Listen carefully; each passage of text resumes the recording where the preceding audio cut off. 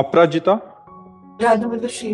राधा वल्लभ श्री हरिवंश। राधे राधे महाराज जी, आपके चरणों में कोटि कोटि प्रणाम। महाराज जी, मुझे भगवान ने मनुष्य का शरीर दिया और सब अच्छी व्यवस्थाएं दी, परंतु जीवन में लगातार मिल रही असफलताओं से मेरा आत्मविश्वास टूट गया है, जिससे अकर्मण्यता और उदासीनता रहती है। जीवन पूरी तरह से दिशाहीन लगता है। ऐसा हम मान ही नहीं सकते कि किसी के जीवन में 100% असफलता ही असफलता है, नहीं मान सकते।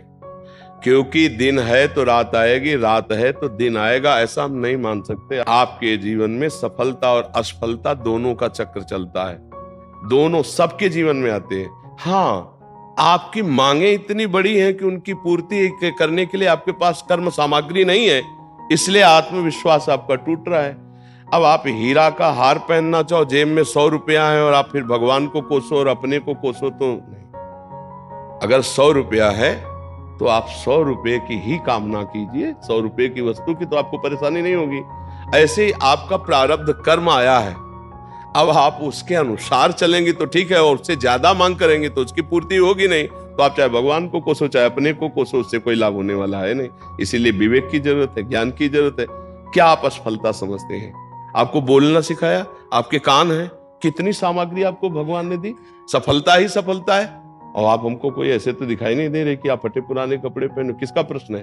हाँ, तो आप भगवान को या अपने को क्यों निराश शब्दों में ला रहे हैं? आप आगे से आगे कामनाएं, आवश्यकताएं सबकी भगवान पूर्ण कर रहे हैं कर्म के अनुसार। आपको जो अत्यंत आवश्यक है वो भगवान पूर्ण कर रहे हैं।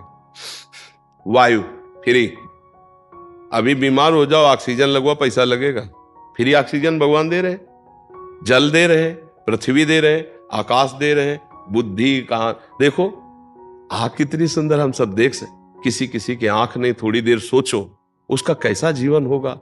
कोई बोल नहीं पा रहा, कोई सुन नहीं पा रहा, कोई तीनों से रहित है, ना बोल पा रहा ना सुन पा रहा, अब उसका जीवन कैसा है? आप कभी भगवान को धन्यवाद दीजिए कि आपको कितना सुंदर जीवन दिया है और आप खा पी रहे हैं। आपने कभी वो गरीबी देखी है जिसके लिए आप कोसने के शब्द में बोले? वो गरीबी देखी है? आप तो बहुत ऐसा लग रहे हैं कि अच्छे घर से हैं, तो आप ऐसा क्यों बोले? नहीं, आप ऐसा बोले क्यों? आपने अपनी वासना को इतना क्यों बढ़ा दिया? आप ऐसी इच्छाएं क्यों कर रहे हैं कि जो आपके पास पावर नहीं है उससे ज्यादा आप कर रहे हैं? आप नाम जप कीजिए, आप तपस्या बढ़ाइए, आप सत्कर्म बढ़ाइए, उसके अनुसार आपको लाभ मिलेगा। यहां संसार में कुछ फ्री नहीं है। अगर कोई राष्ट्रपति बनी बैठी तो तपस्या की है, कोई यहां फ्री नहीं है। अगर कोई अरबों रुपया में खेल रहा है तो उसने दान किया है, पुण्य किया है, तपस्या की तो है। अब पाप कर रहा है तो उसका परिणाम आएगा, सब नष्ट होगा। लेकिन पूर्व में उसने किया है, उसका फल उसको मिल रहा है। यहां 1 पैसा भी फ्री नहीं है। हमारे कर्म के अनुसार ही हमें मिलता है, हमारे कर्म के अनुसार ही जाता है। अब वर्तमान में तुम्हारी खेती क्या है? ये तो तुम्हारी पूर्व की खेती है। अब वर्तमान में आप क्या कर रहे हैं? महाराज जी, वर्तमान में सब चीजों की वजह से मतलब कोई भी काम शुरू करो उसमें मुझे उत्सुकता नहीं है।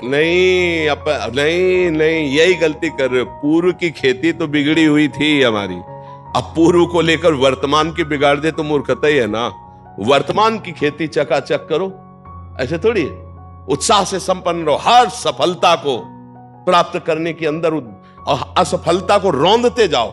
1 बार असफल होंगे, 2 बार असफल होंगे, 3 बार असफल होंगे, चौथी बार मुझे ज्ञान हो जाएगा मैं क्यों असफल हो रहा हूं, और उसमें निकल जाएंगे।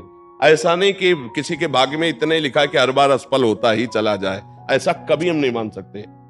हमारा मनुष्य जीवन कोई पशु जीवन नहीं है कि हम केवल प्रारब्ध के अधीन है। हम नवीन कर्म करके नवीन प्रारब्ध की रचना करने आए हैं। हमें निराश नहीं होना, हमें नाम जप करना है, पवित्र चरित्र रखना है, दूसरों के अधिकार की रक्षा करनी है। क्योंकि आप किसी एक परिवार में होंगे, आपका कोई परिवार के सदस्य जन होंगे, उनके भावों की रक्षा करनी, उनकी सेवा करनी है, और सांसारिक उन्नति के लिए हमें प्रयासरत रहना है।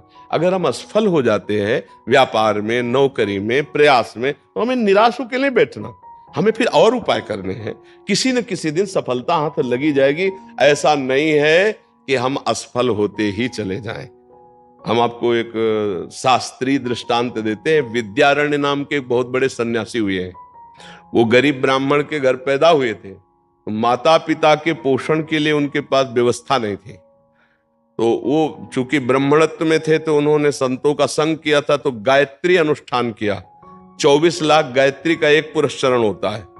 उन्होंने एक पुरस्चरण का अनुष्ठान पवित्रता से, गायत्री अनुष्ठान माता गायत्री का, कुछ नहीं मिला। दूसरा अनुष्ठान, तीसरा अनुष्ठान, चौथा 23 पुरस्चरण की, 24 लाख गायत्री के 23 पुरस्चरण किए। अब माता पिता पधार चुके थे, यौवन अवस्था से ऊपर अवस्था क्रॉस कर गई थी, गायत्री अनुष्ठान करते करते हार गए और उन्होंने सन्यास लिया। जो ही सन्यास लिया तो आद्याशक्ति देवी गायत्री प्रकट हो गई और उनका बेटा, यहां से लेके ब्रह्म पदवी तक तू मांग, अभी तुझे दे दूंगी। तो उनका माता, अब तो मैं सन्यासी हो गया, जब मैं धन मांग रहा था तब आप क्यों नहीं आई? तो उनका, तुम्हारे 24 ऐसे महत पाप थे, 23 पुरस्चरण से वो सब नष्ट हो गए, एक और बचा था तो सन्यास ले लिया, उससे वो नष्ट हो गया। अब तुम देवराज इंद्र पद का, कुबेर का खजाना मांगो तो मैं दे दूंगी। बोले अब सन्यासी हो गया, मुझे इसकी जरूरत नहीं है। तो इससे हमको ये मिला कि जब तक हमारे पूर्व के पाप हैं तो वो हमको उन्नति में बाधा डालते हैं, हमारा प्रयास असफल हो जाता है। तो हमको साथ में भजन ही करना है, भजन भी करना है। हमें इसीलिए कहते हैं राधा राधा राधा राधा, कृष्ण कृष्ण हरि हरि, राम राम। जो नाम तुम्हें प्रिय हो भगवान नाम, वो नाम जप करो, क्योंकि वो नाम तुम्हारे उन पापों को नष्ट करेगा। 24 पुरस्चरण मतलब एक तरह से हुए, 23 पुरस्चरण एक सन्यास, तब वो निष्पाप हुए। तो अपने लोगों के पास कितना होगा पाप? 4 माला जपे हो, काम नहीं बना तो अश्रद्धा हो गई। सोचा ऐसा नहीं होता, वो 4 माला फ्री नहीं जाएगा, वो 23 पुरस्चरण फ्री नहीं गए। 24वां सन्यास लेते ही माता जी साक्षात प्रकट हो गए, कहा आप जो मांगो। तो उनका, बहुत बड़े महापुरुष हुए हैं विद्यारण्य सन्यासी जी, उनके बड़े बड़े ग्रंथ हैं, बहुत उच्च कोटि के महापुरुष हुए। तो हमारी ये प्रार्थना है, असफलता में हमको निराश नहीं होना, हमें रौंदना है इस असफलता को। हम मनुष्य देह प्राप्त करके भगवद अंश है, हम कोई पशु नहीं है कि हम असफलता में बस झुक गए, उत्साहहीन हो गए, भगवान से अश्रद्धा हो गई, जीने से अश्रद्धा हो गई और क्रियाओं से अश्रद्धा हो गए। ऐसा नहीं, हर बार हम लड़ेंगे, एक बार विजयी होंगे। जीवन में एक बार तो हम विजयी होंगे, हम परास्त करेंगे। 2 साधन चलना चाहिए, एक आंतरिक नाम जप और एक बाह्य प्रयास, तो हम सफल हो जाएंगे, बिल्कुल सफल। अर्जुन जी से यही भगवान कह रहे हैं, मैं तुम्हारे साथ हूं, अपने कर्तव्य में लगे रहो और मेरा स्मरण करो। स्मरण क्या करेगा? पाप को नष्ट करेगा। कर्तव्य क्या करेगा? आगे की उन्नति का रास्ता खोल देगा। अब हम लोग सही पूछो तो धर्म का आश्रय नहीं लेते, भजन का आश्रय नहीं लेते और मनमानी आचरण करते हैं। कोई बिरला ऐसा होगा जो अपने जीवन के चरित्र को पावन करके, धर्मयुक्त चल करके ऊंचाई पर चढ़ना चाहे। नहीं तो ऊंचाई पे चढ़ना चाहता है, लेकिन जहां से ऊंचाई बनती है उसे खो देता है, तो वो ऊंचाई कुछ दिन के बाद उसकी मिट्टी पलित हो जाती है। ये हमारी बात ध्यान रखना। धर्म के बिना आज तक कोई ऊंचाई पर नहीं चढ़ पाया है।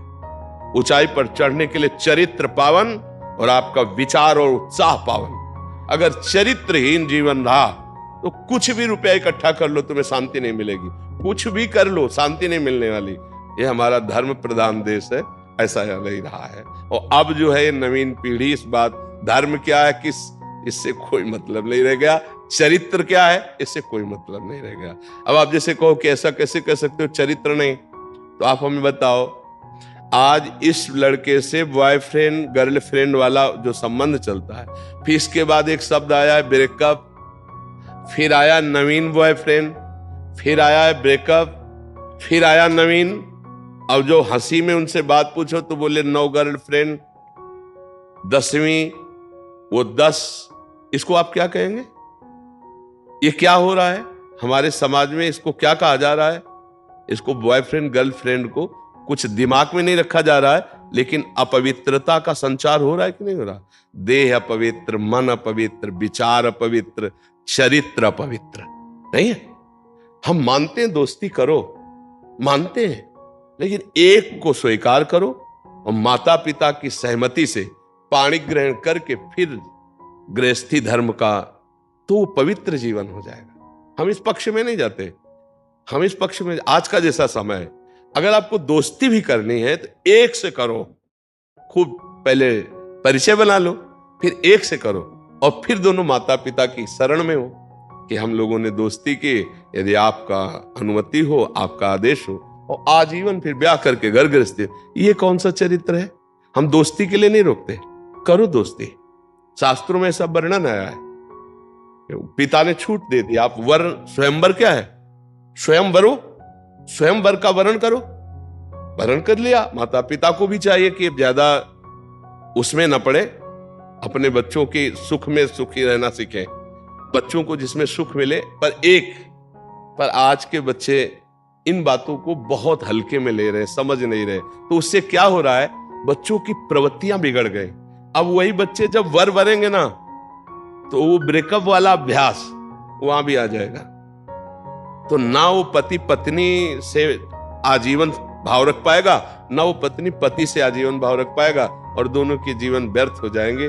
इसलिए हमें लगता है कि अगर चरित्र पावन रखा जाए और हम धर्म पूर्वक चले, नाम जप करते हुए, और अपने कर्तव्य का पालन करें, तो उत्साहहीनता कभी नहीं आएगी। असफलता में भी उत्साहहीनता नहीं आएगी। हम सफलता को एक दिन चूमेंगे, एक दिन उसको प्राप्त करेंगे। हमारी बात को अच्छे से समझ लीजिएगा। प्रश्न तो आपका है, लेकिन लगभग प्रश्न ये सभी का है। ये प्रश्न लगभग सभी का समाज का है, और ये लाखों लोग सुनते हैं, इसलिए हम इसको विस्तार से कह रहे हैं। चरित्र पावन, उद्देश्य महान, नाम जप, कर्तव्य का पालन, विजयी ही होगे कहीं भी हो। पूर्व का कर्म आपको बाधा पहुंचाने के लिए आएगा, तो हमारे पास नाम है, हम नाम से उसको मिटाएंगे। जो नाम जप कर रहे हैं ना, उस भजन बल से उसको मिटाएंगे। वो भजन बल से नष्ट होता है, बाहरी व्यवहार से नष्ट नहीं होता है। जी।